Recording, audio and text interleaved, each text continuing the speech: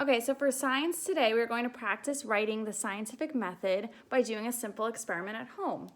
For this experiment, you will need a shallow bowl of water, about an inch high, dish soap, some pepper, and some toothpicks.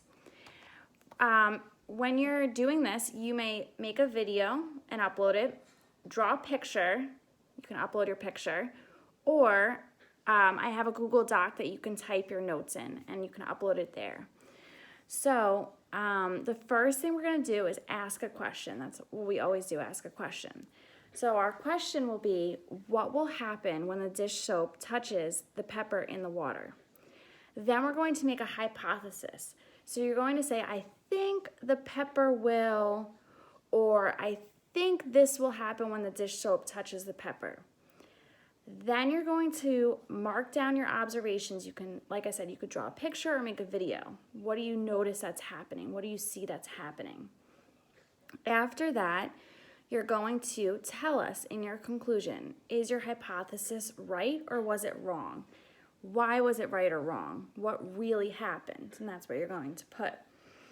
I have listed on the procedure. So the procedure is the steps of the experiment, which you can also put in your notes. Okay? So I'm not going to show you what happens because I want you guys to try this at home and let us know. What's your hypothesis? Was it right? Was it wrong? So this is what the bowl of water looks like. And then we're going to take the pepper, and you're going to put the pepper